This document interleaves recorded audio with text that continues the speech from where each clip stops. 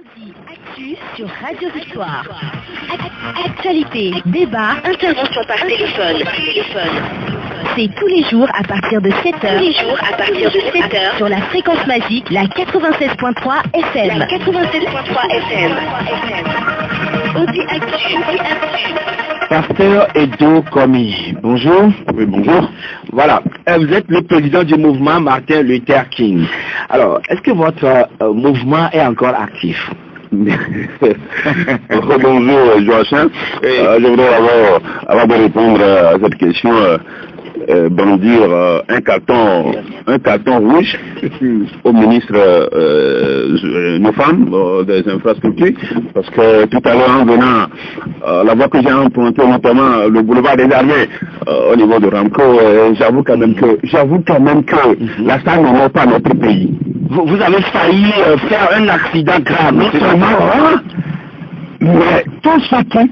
Il y a un véhicule qui a failli ramasser tout le monde parce qu'il y a de l'eau, il y a un grand trou. Mais j'avoue que ça a failli désoler toute la nation ce matin. Désoler toute la nation ce matin. Mais je ne peux pas admettre cela. Au cœur de la ville, les premiers quartiers de Lomé. Et la route principale qui débouche sur le plus grand hôpital que nous avons dans ce pays. J'avoue que je brandis encore le carton rouge à ce ministre qui avait donné des explications non convaincantes, convaincantes sur la cessation des travaux. Donner des raisons comme quoi l'entreprise a failli et jusque-là on ne fait rien. J'avoue que cette route-là, elle ne nous honore pas. Et surtout que ça débouche sur l'hôpital qui porte le nom de notre premier président. Supposons que une ambulance... Non, ce n'est même pas malade. L'ambulance ne peut pas passer par là. Mais par où? Donc ça veut dire que les gens qui sont au niveau de ce tête, la route la plus rapide pour relier l'hôpital. Mais à cet état-là, l'ambulance ne peut pas passer par là. Vous savez, l'allure de l'ambulance. Et si l'ambulance voulait aller à cette allure-là, le malade est mort avant qu'il n'arrive à l'hôpital. Donc je brandis un carton rouge au ministre des infrastructures. Carton rouge au ministre Nissa. Bien sûr, je mesure cela. Parce que c'est assez pour cette route-là. C'est assez, même s'ils ne veulent pas mettre du goudron. D'habitude, au moins il faut charger ça avec du sable et de cailloux. Au moins. Et de gravier. Pour que nous puissions avoir accès. Je dis ça là, ça ne pas. Justement, ça amène à vous poser la question suivante. C'est la société Seco BTP qui devrait réaliser cette voie, tout comme la voie de Lomé, Vaughan, Enfoin. Mais qu'est-ce qui se passe si l'État n'arrive toujours pas à sévir par rapport à cette société qui met le pays dans des problèmes, et surtout les usagers de ces voies-là, dans des situations inexplicables? Je ne veux pas en parler encore parce que ce matin, c'est parce que j'ai assisté à ce drame-là qu'on a évité, ce matin. Donc vous avez failli en être victime? Bien sûr, parce que je n'étais pas à véhicule, j'étais à moto, j'étais pas à véhicule. Et moins un. Et ça, c'est un télescopage général. Et ce matin, on serait en train de pleurer beaucoup de morts. Et j'avoue quand même que pour la route Lomé-Vaughan, enfin, ce n'est plus la peine d'en parler. On a organisé des manifestations, on en a tellement parlé qu'ils fassent ce qu'ils veulent. Qu'ils fassent ce qu'ils veulent de ce pays, je crois que c'est ça. Et ça se comprend. Tout observateur avisé comprend qu'il fasse. Mais le carton rouge là, ce matin encore, je le lui brandis encore. Parce que c'est lui qui est en charge les travaux. Et donc, du moins, c'est pour essayer d'arranger cela en attendant, ou bien vous proposer le chargement. Il faut charger. Il faut juste mettre du sable et de la latérite pour que nous puissions passer pour le moment. Mais les riverains? Oui, mais les riverains, ils en souffrent tellement. Est-ce que tu vois, il y a de l'eau qui coule. Et la poussière qui se dégage quand... Qui se dégage. Vraiment. Mais écoutez, il y a de l'eau en permanence qui est stagnée sur le lieu. Mais le boulevard des Armées, vous imaginez, Joachim. Mais ce matin, je suis très remonté. Alors, pasteur Edo Komi, je vous avais posé la question tout à l'heure si le mouvement Martin Luther King est toujours actif. Le mouvement Martin Luther King nous sommes toujours actifs et je profite pour saluer nos bureaux de coordination qui sont toujours en place. Vous savez, je sais ce qui est intéressant, c'est que les gens même mettre en place le bureau, hein, le bureau du mouvement avant de nous faire appel. Et nous avons mis en place, nous vous envoyons la liste. Donc vous voyez comment ça intéresse les Togolais, le mouvement Martin Luther King. Et ça me fait plaisir. Au moins, je sais que je n'aurais pas vécu en vain. Inutilement. On a planté quand même un arbre. Je crois qu'il va toujours, qu'il va continuer à aller jusqu'au. On vous a aperçu dans les confins de Blita il y a quelques jours. Qu'est-ce que vous étiez parti faire? On était à Blita juste parce que il y a un conflit, un conflit foncier, donc un litige foncier. Donc la communauté Anyanga de Blita nous a fait appel et nous y sommes allés. Nous avons rencontré. Donc vous êtes transportés sur les lieux? Oui, nous sommes transportés sur les lieux. On a fait 3 jours à Blita. Donc on a rencontré les autorités, le préfet, les autorités judiciaires, le président du tribunal, les chefs cantons et d'autres villages qui sont concernés. Je crois qu'au retour, nous avons fait un rapport parce qu'il y a une décision judiciaire qui a été prise depuis 2012, mais qui souffre d'exécution. Donc, qui a été l'autorité, qui requiert l'autorité de la force de la chose jugée, donc ce qui veut dire qu'il doit être mise en exécution, mais qui souffre toujours d'une certaine opposition, qui n'a plus la peine, qui n'a plus la peine, hein, qui n'a plus son droit de citer. Donc, après, nous avons rendu un rapport que nous avons soumis aux autorités, au ministre de la Justice, au ministre de la Sécurité, au chef de l'État et d'autres institutions concernées. Moi, j'avoue quand même que ça nous a permis de découvrir 8 fois encore le Togo profond. Vous savez, Blita, c'est le centre du pays. Bon, donc les populations nous ont fait confiance, les deux parties se sont exprimées et j'avoue quand même qu'avec le président du tribunal, le préfet, on s'est convenu quand même que qu'il y ait des sensibilisations pour que l'autre partie qui a été défaite par le jugement puisse comprendre que apparemment comme il n'y avait pas d'appel, ils n'ont pas interjeté d'appel 30 ans durant au jour de l'heure, le journal a signifié le jugement, donc c'est dit que la chose requiert l'autorité de la chose jugée, le jugement, donc il va falloir que cela soit exécuté. Mais on a demandé quand même à l'autre partie qui a gagné à faire consensus, à voir comment est-ce que à l'amiable pour que les gens qui sont déjà sur le terrain, qu'on puisse pas venir les démolir et surtout ne plus leur donner de terre à cultiver parce que vous savez c'est des terres cultivables. Donc je crois que ça a pris la mayonnaise. Donc c'est pas un domaine qui a été accaparé par des expatriés. Non, pas des collectivités togolaises. C'est entre des collectivités togolaises. C'est entre la collectivité Nyanga et d'autres qui sont quand même d'autres collectivités, mais qui sont aussi dans la même préfecture. Donc c'est entre les Togolais. Donc je crois quand même que on attend très prochainement la suite. Et on sait quand même que les populations nous ont compris. Tout porte à croire comme si vous avez maillé à partir avec la société Sotimes. Qu'est-ce qui se passe? Sotimes, vous savez, la société Sotimes, c'est une société libanaise qui a le monopole des fournitures de bureaux, de librairies et d'imprimerie et de papeterie. Tout le monde connaît Sotimes, longtemps implanté au Togo, et comme je dis, qui a le monopole du marché. Et vous savez, c'est des domaines très précieux, très importants, des domaines vitaux de notre pays, mais qui sont malheureusement confiés à des étrangers. L'un d'être xénophobe, parce que c'est la question que l'un d'être xénophobe. Il faut avoir le courage de dire que notre pays, c'est une terre d'accueil, une terre d'accueil, d'hospitalité, mais finalement, nous commençons par faire les frais. Pas faire les frais de cette hospitalité que nous offrons aux étrangers qui viennent en territoire conquis. Pourquoi en territoire conquis? En territoire conquis parce que vous les voyez, aujourd'hui quand vous prenez les Chinois, vous prenez les Indiens, vous prenez les Libanais, vous les voyez, leur comportement sur notre territoire, des fois même ça laisse à désirer. Ça fait comme... Ils narguent les autochtones? Ils nous narguent. Ils nous narguent. Et j'avoue quand même que on dit que chez nous, on dit que l'étranger ne prend pas la tête du cadavre. Mais aujourd'hui, ces expatriés là ont pris la tête du cadavre de tout le Togo. Et c'est eux qui détiennent l'économie. Vous les voyez partout, que ce soit au grand marché, que ce soit partout, de Lomé jusqu'à Sinkas, vous les voyez, c'est eux qui maintiennent, qui monopolisent les secteurs vitaux de notre économie.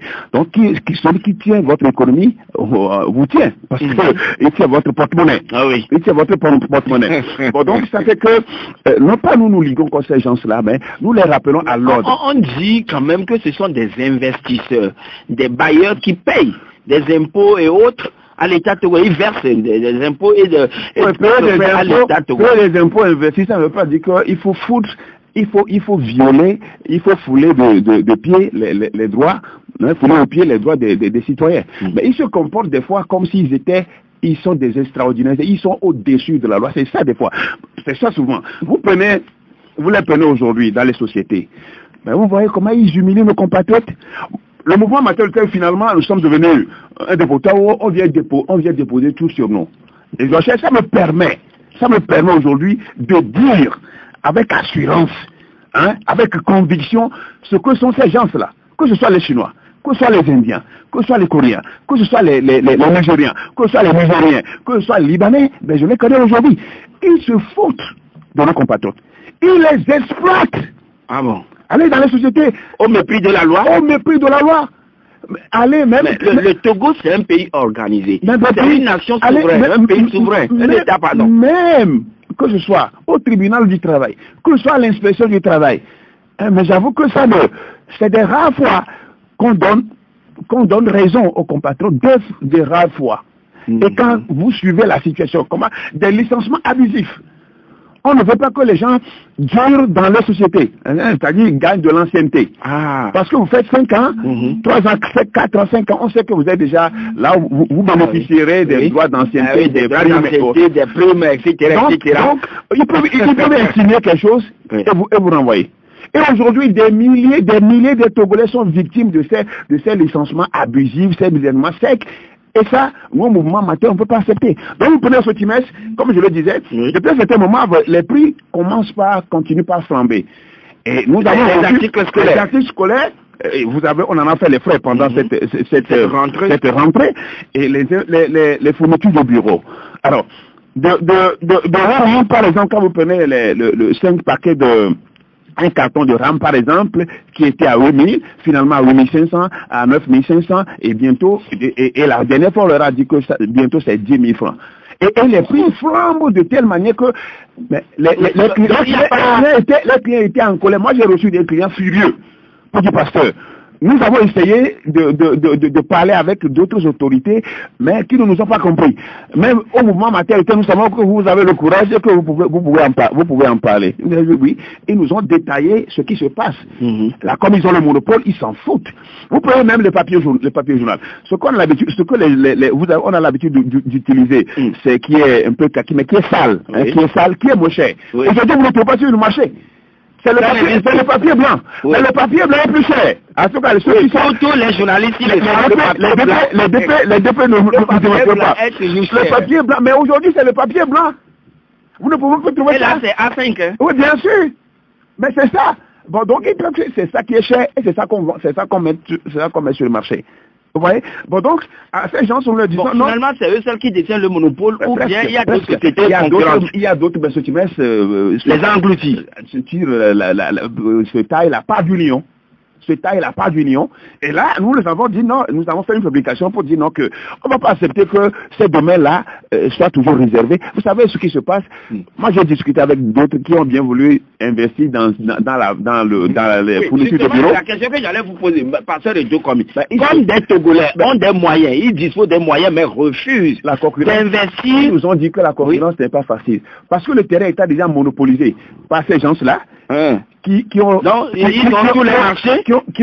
gâchette facile.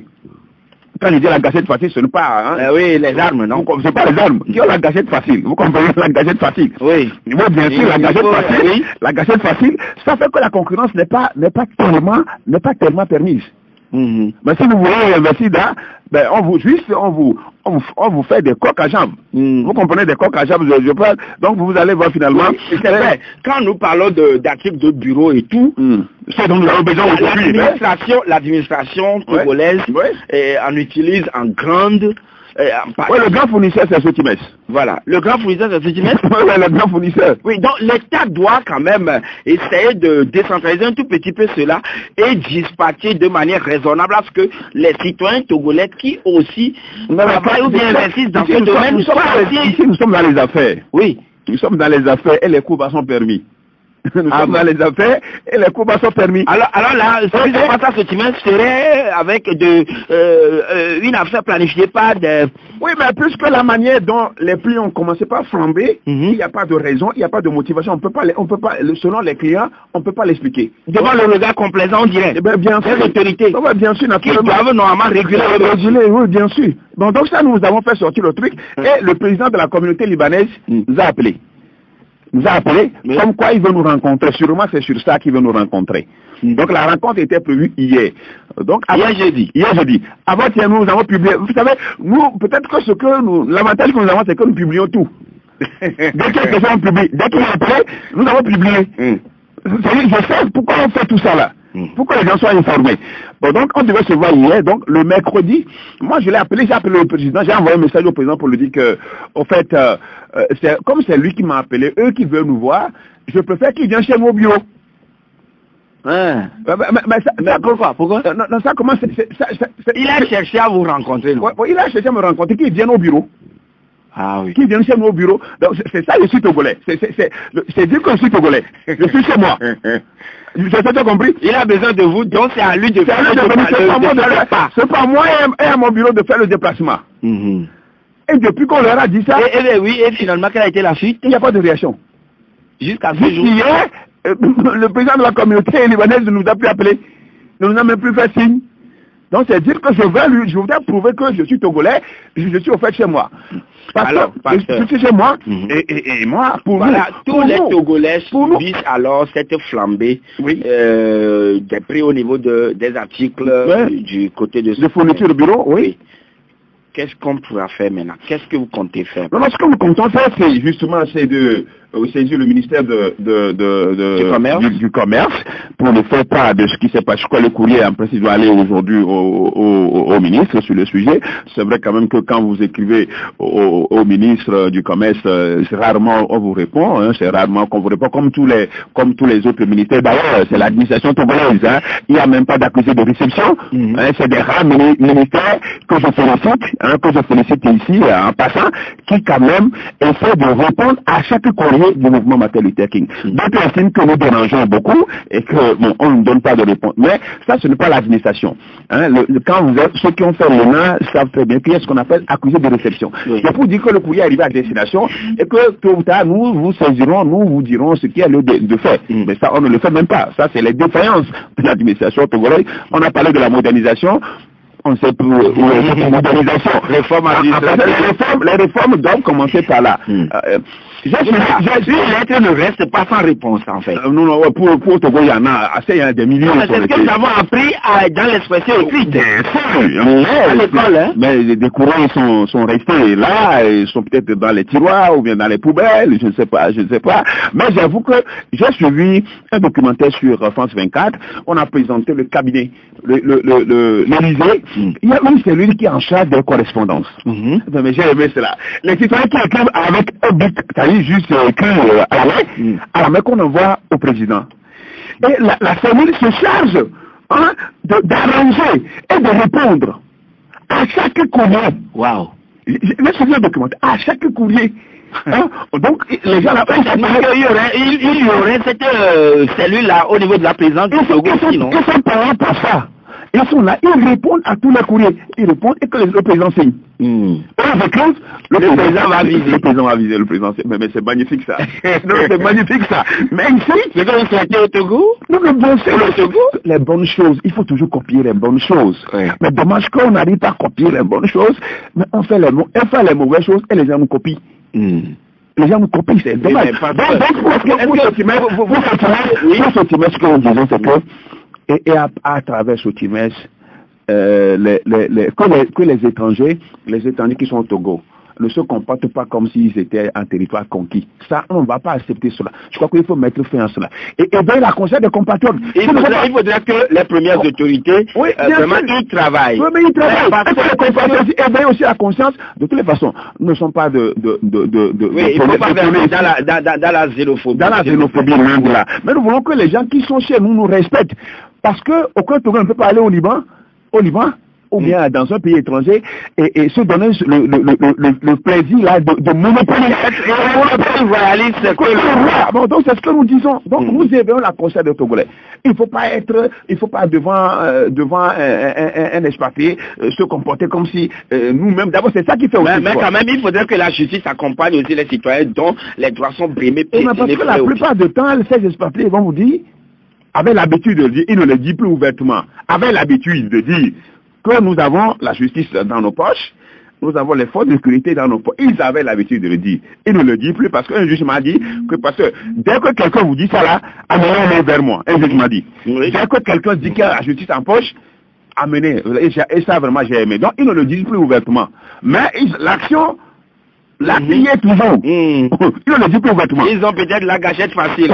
Bon, mais c'est ça. Mais je dis ça diminue parce que la justice prend conscience et que les choses évoluent. C'est vrai que ce n'est pas encore ça, mais je crois qu'il faut encourager la justice à aller davantage, à faire davantage. À faire davantage. Voilà, pasteur de Dokomi, vivement que nous puissions connaître une suite favorable à cela, mais ne soyez pas surpris dès lors que nous avons le ciment qui a un prix un peu plus élevé alors que le Togo, le Ghana importe le clinker du Togo, mais le ciment ghanéen est moins cher que le ciment togolais. Vous voyez, vous êtes content dans cette affaire d'avoir une suite favorable? On l'a jamais, on n'a jamais expliqué, on ne pouvait jamais expliquer cela, le problème de ciment. Vous savez que Dangote avait prévu vendre le ciment à un moins cher ici.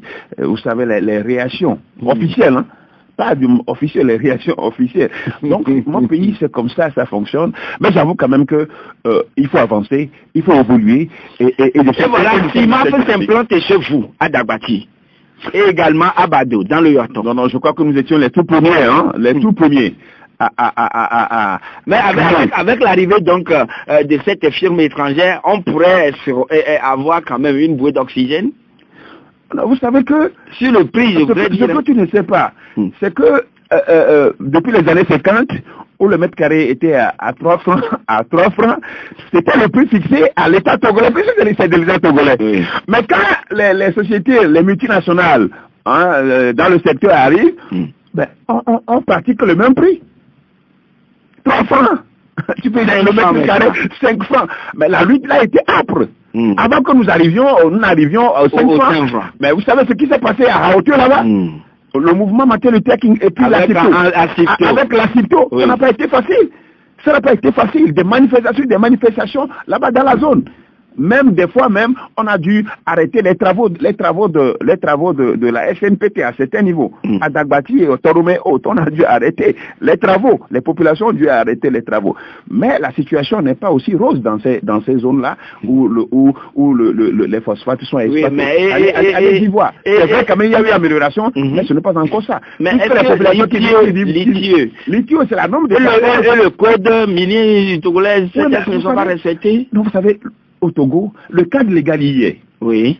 Nous sommes le cadre légal, le Togo n'a pas besoin de...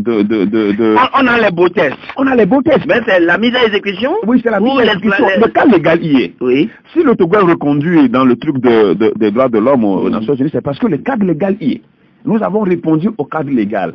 Et maintenant, c'est sur le terrain d'application que le problème le bas blesse. Donc ces populations aujourd'hui, c'est la misère. Les terres qui sont occupées, mais quelle est la redevance trimestrielle?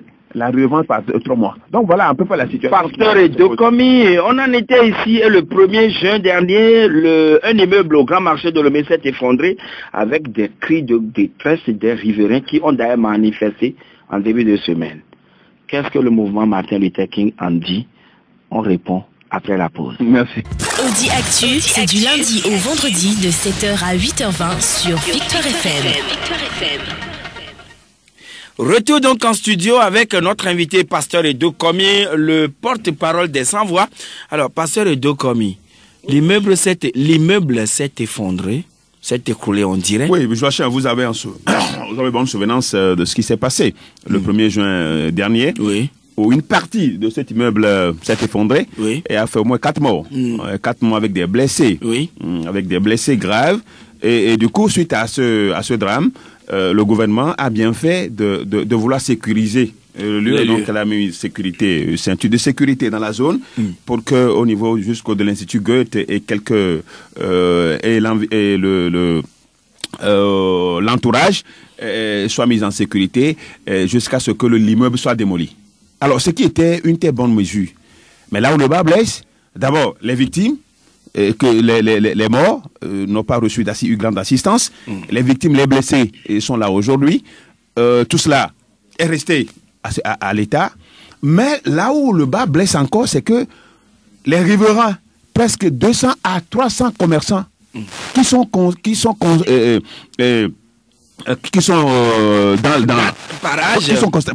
concernés par cette décision, il y a bientôt 5 mois. Les gens là n'ont plus fait d'activité. Oui. Les magasins sont fermés, Joachim, et qu'ils continuent pas à payer les loyers. 5 mois de loyer sans activité. Hormis les impôts, les patents, etc. Les marchandises qui sont gardées, qui peuvent être pourries, qui peuvent être périmées. 5 mois. Et qu'ils seront tentés d'ailleurs même de nous vendre plus tard. Ah oui, parce qu'il n'y aura pas de mesure, aucune mesure ne sera prise. Donc on va mettre tout ça sur le marché. Mais Joachim, la fois dernière, les femmes étaient obligées. Nous, on a déjà fait des démarches. On a rencontré même le ministre, c'est nous avec la dame. On en a parlé aux autres ministres qui sont concernés par la situation. Et on nous a dit que les ingénieurs ont fait leur travail et que l'immeuble doit être démoli. Mais ça va prendre combien de temps pour que ce immeuble soit démoli? Et que le propriétaire de l'immeuble est libre de tout mouvement. Est-ce qu'il avait le permis de construire? Même s'il en a les dégâts, il n'a même daigné faire au moins une visite aux parents des victimes ni aux blessés. Ça, je le sais très bien et je mesure mes paroles. Parce que je suis bien au fond de ce dossier. Mais on ne peut pas admettre cela. Regardez comment on peut causer de tort à des populations, à des citoyens qui se débrouillent dans le secteur pour vivre. Les gens ont fait des prêts. Les femmes ont fait des prêts. Aujourd'hui, mais ils sont poursuivis. Les commerçants sont poursuivis. Qu'est-ce qu'on attend pour démolir cet immeuble? Regardez aujourd'hui l'état de cet immeuble. Et libérer les environs pour que... libérer les environs. Pour que les autres même fassent aussi à leurs activités commerciales. L'Institut Goethe a fermé. Oui. L'Institut Goethe à l'ENA, vers l'ENA. Oui. Mais on ne peut pas comprendre cela. Mais Joachim, on est au service de ce peuple. Et on ne peut pas le voir souffrir comme ça, juste 5 mois. Je dis 5 mois. Pourtant, nous avons fait des démarches, nous avons alerté les autorités. Mais qu'est-ce qu'on veut qu'on fasse encore? Alors, quand les riverains, ou disons les victimes collatérales, donc vous avez écouté les audios des femmes, nous avons couvert même la manifestation d'avant-hier. Bien sûr. Oui. Alors, qu'est-ce que cela vous dit? Qu'est-ce que l'autorité doit faire tout de suite pour résorber la situation? Pour résorber, ça a tellement pris de temps qu'on ne donne même plus besoin de donner du temps à l'autorité. C'est démolir. On dit, les spécialistes ont fait déjà leur rapport. Oui. Qu'il faut démolir l'immeuble parce que c'est un danger public. Qu'est-ce qu'on attend? On veut savoir. Au moins, on a demandé même, quand on est allé voir le ministre, c'est nous, on lui a dit, mais au moins, rassemblez les commerçants là et dites-leur quelque chose au moins. Rassemblez ces gens-là et dites-leur quelque chose. Oui, pour les consoler. Comment comprendre les choses, ce qui se passe dans le pays? Vous savez, je vais vous donner ce petit témoignage. J'emprunte l'axe Zanguera-Lomé. Oui. Et je vous assure que à partir du lycée technique d'Adjido Gombe, ce n'est plus la voie. Ce n'est plus la voie. Il n'y a plus moderne. Ce n'est plus la voie. La voie est impraticable. Totalement impraticable. Alors que et nous l'avons toujours dit ici, mais quand il est question aujourd'hui que le président Faure va emprunter cette voie, tout comme le président Ghanéen, pour le président Ghanéen, la voie est bitumée depuis quelque part, le Ghana jusqu'au niveau de la frontière. Alors, vous savez ce qui s'est passé? Hier nuit à 22h30, il y a eu des camions bennes qui déversaient le sable, ou disons ciment mélangé de gravier, pour boucher les trous qui sont sur la voie jusqu'au niveau de Zanguera. Juste pour tromper la vigilance du chef de l'État. Comment est-ce que les services techniques se comportent ainsi dans le pays? Voilà, c'est clair, c'est pour tromper la vigilance de mon cher frère, le président de la République. C'est ça. Donc, si le président de la République ne doit jamais ou ne va jamais emprunter cette voie, on va la laisser en l'état. Il y a 5 ans de cela que le président de la délégation spéciale a fait démolir tout. Oui, sur cette voie. Tout et ils ont placé des trucs pour dire des rues de 70 mètres. Voilà, que la voie sera élargie. Jusque-là, tu as vu quoi? Du chaos? Rien. Mais il n'y a rien. Pourquoi ces services, ces techniciens trompent ainsi les premières autorités du pays? Oui, mais c'est ça. Mais c'est pour donner l'impression que quelque chose est fait, alors que rien n'est fait. Mais le chef de l'État, c'est vrai, il est le numéro 1. Mais pourquoi ne pas laisser les trucs à l'État? La question est de savoir, est-ce que le président de la République maîtrise les coûts téléphoniques au Togo? Parce que vous avez dit, et également dans un courrier récent, que c'est trop cher les frais de communication dans mon pays. Mais Joachim, quand vous allez dans les autres pays, les SMS que les gens envoient, c'est gratuit. Ah bon? Oui, bien, les SMS sont gratuits. Ne sont pas précomptés ou bien, disons, il n'y a pas... SMS, non, il n'y a plus de coût. Ah bon? Je dis, il n'y a plus de coût. Mais aujourd'hui, quand je mets un SMS du Togocel à Move, je paie 50 francs. On me prélève 50 francs. Vice versa. Entre le même réseau, ça fait 20 francs. Je ne sais pas, 10 fois 20 francs. Mais Joachim, la dernière fois que je suis allé à Abidjan-Juste, à l'aéroport, j'ai pu avoir 2 gigas avec 900 francs CFA. 2 gigas? 2 gigas, je le répète, 2 gigas avec 900 francs à l'aéroport. D'ailleurs, je suis allé aussitôt, vous descendez? Je suis allé avec les fonctionnaires de l'État. Eux aussi? Eux aussi, ben, c'est ensemble. Ensemble. C'est ensemble qu'on a eu cette bonne nouvelle. 900 francs, 2 gigas. Et tout au long de la semaine, j'ai téléchargé le monde entier. Mais plus de 5 000 francs, vous n'avez même pas 2 gigas. Non, il faut 5 000 francs pour avoir 1 giga au Togo. Finalement. Il ne faut pas comparer. Finalement. Nous sommes dans l'espace de l'UMOA. Nous sommes dans la CEDEAO. 900 francs, vous avez 2 gigas. Je le dirais bien, 2 gigas. 900 francs. 900 francs. Ah. Il y a de cela un mois et demi de cela. Et là, vous demandez quand même que les sociétés de téléphonie... Justement, au moins 1000 francs. Nous avons demandé aujourd'hui 1000 francs au Togo, il faut avoir 1 giga. On a demandé à Togo, c'est là, 1000 francs, il faut qu'on nous donne au moins 1 giga. Pas 2 gigas comme ça se fait ailleurs. Au moins 1000 francs que nous ayons 1 giga. C'est ce qu'on a demandé. 1500 francs, vous avez 600 MO. 600 mégas. 1500, on a 600 mégas. Ça n'atteint même pas 1 giga. Bon, vous voyez comment est-ce que nous sommes tellement... comment ça se passe? Et Pasteur Edo, dans cette même situation, vous allez voir, hein, sur les factures de Togo Télécom maintenant, même les sociétés qui sont en réception, exclusivement en réception, vous voyez on augmente de 1250 francs les factures. Ben voilà. Et quand vous demandez à savoir pourquoi, personne n'arrive à vous donner les même la TDE tout dernièrement, pour 3 mois, on n'a pas eu de facture. Quand la facture est arrivée, nous sommes allés jusqu'à 60, plus de 60. Nous-mêmes, on a même allé demander la facture. Donc, vous voyez. Alors, permettez maintenant que les auditeurs puissent poser aussi des questions. Comment est-ce que dans les domaines les plus vitaux de la vie des citoyens. Finalement, le consommateur est saigné. On le saigne. Le service, d'ailleurs, le service est médiocre. Le service est médiocre.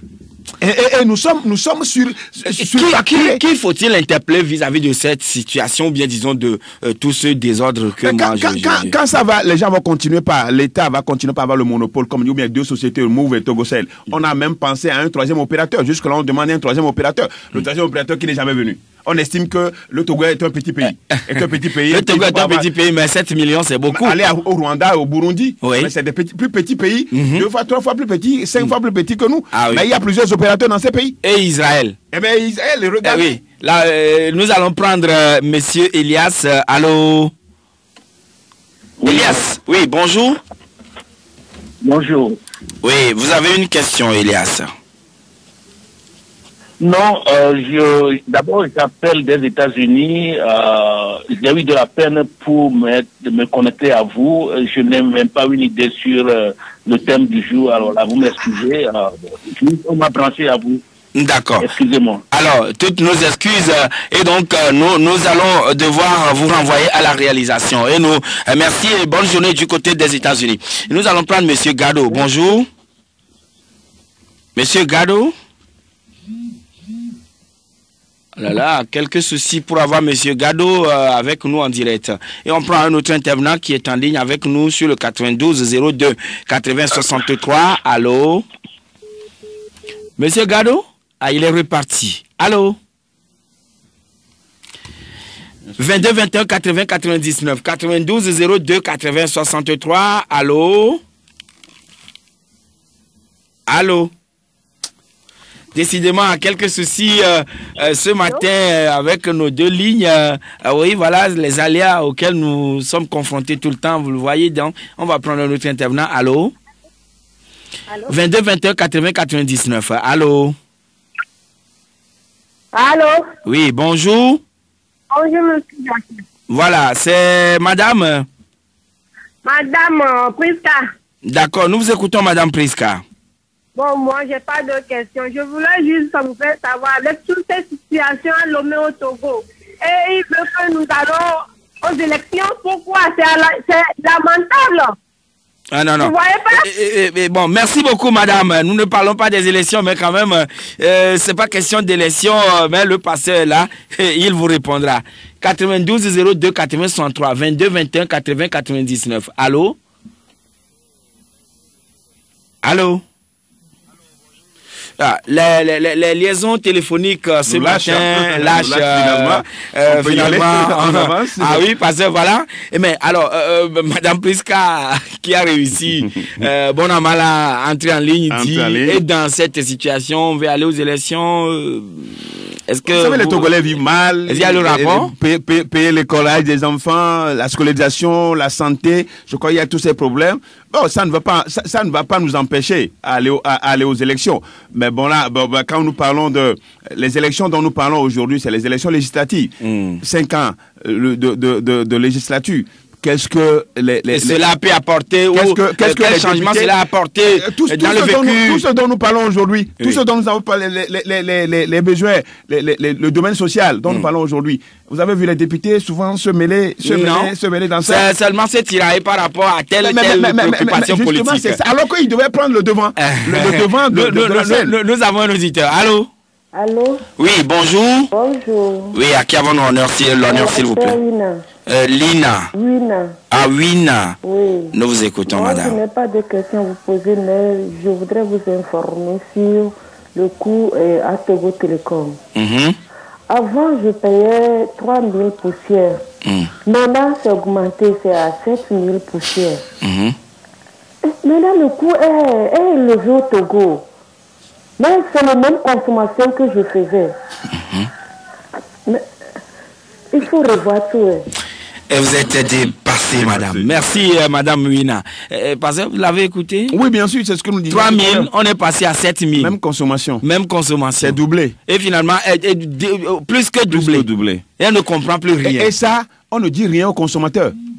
On ne dit rien aux consommateurs. Qu'est-ce qui a motivé? Qu'est-ce qui a motivé l'augmentation? C'est ça le mal. Oui. Et c'est ce que nous disions tout à l'heure sur la facture d'un téléphone de réception. Au consommateur, au client, qui a eu donc, problème de déficit de communication. Allô? Allô? Oui, bonjour. Bonjour, monsieur Joachim. Oui, bonjour, monsieur. C'est Tao à l'appareil. Tao, nous vous écoutons, monsieur Tao. Le thème que vous brossez ce matin avec le président des mouvements sans voix ou bien comment du matin, c'est vraiment un thème intéressant. Oui. Et vraiment, si nous ne savons pas faire, nous assisterons plus tard à l'américanisation du Togo. C'est-à-dire que ce sont les étrangers qui vont gouverner ce pays avec la dimension de temps. Je donne un exemple. Aujourd'hui, l'économie togolaise se porte très mal. L'économie togolaise est mal partie. Parce que dans le privé, ce sont les grossistes. La plupart des grossistes, ce sont les étrangers. Les Libanais, les Indiens, parce que j'ai fait l'économie, Voilà. Le temps est un peu contre nous, alors il faut être beaucoup plus succinct. Voilà. Donc, ce que je veux dire, c'est que aujourd'hui nous avons chance que ces expatriés raclent l'argent et investissent chez eux. Le jour où ils vont investir, ils vont racler les terrains et implanter les industries au Togo, le Togo serait les Amérindiens de l'Amérique. Merci. Donc, il faut que nos autorités pensent au futur. Et c'est la ventrologie du présent, la ventrologie. Merci beaucoup, M. Tao, pour ces précisions. Et voilà, parce que lui aussi, il est en train d'exhorter le gouvernement à penser d'abord Togo. Les terres sont achetées. Bradées d'abord par les populations, puisque affamées. Aux étrangers. Oui. On parle aujourd'hui des acropoles. Donc vous voyez que c'est ça le danger. Dans 10 ans, donc les populations n'ont plus de terres à cultiver. Dans 10 ans, nous serons obligés d'acheter des terres auprès des étrangers. Qui en amassent parce qu'ils ont des moyens. Ah bon? Ah oui, bien sûr, c'est ça. Oui, mais quand même, pasteur, vous aviez dénoncé aussi que les dossiers pour les concours aujourd'hui, les frais de dépôt de dossiers sont très, très onéreux. Joachim, pour ce présent concours, pour les enseignants, vous voyez, déjà, il faut dépenser au moins 10 000 francs pour le dossier. Et là, ce qui est neuf, c'est la quittance. 5 000 francs de quittance.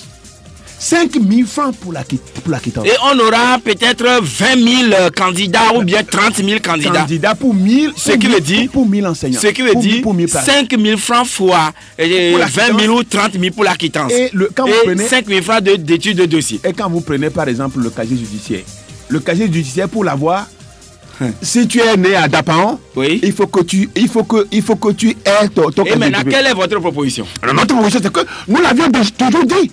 Il faut centraliser, il faut avoir un fichier, un fichier central. Et passer les deux commis. Oui.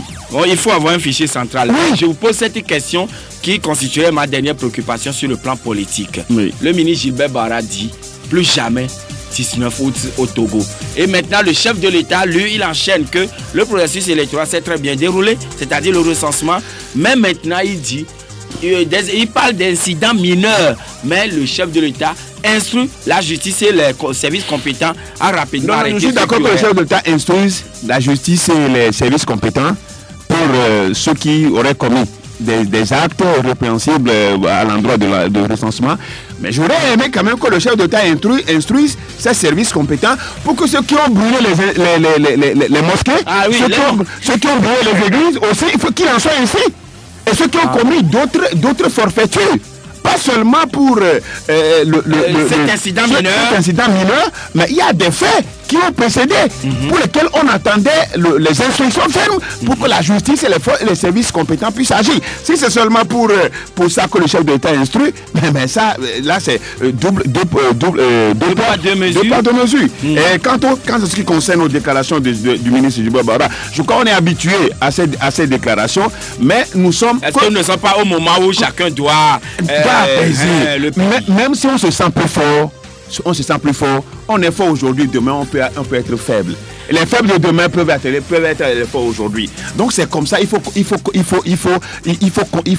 essayer de percevoir la chose. Pour ne plus mettre de l'huile sur... Vivement que le professeur Alpha Condé va quand même échanger avec la coalition en toute sérénité pour que la paix soit dans notre pays. Le Togo. Pasteur les deux commis. Oui, bon, de tout ce merci. Merci à tous et à toutes. Et que le Seigneur bénisse le Togo. Et bon vendredi, pourquoi pas bon week-end. Merci à toi, Parlement. Merci Haïti. Merci pour l'accompagnement technique. Seulement le téléphone nous a lâché ce matin, mais mesdames et messieurs, d'autres occasions nous permettraient de vous retrouver encore en pleine forme et surtout pour les interventions en direct. Bonne journée à toutes et à tous.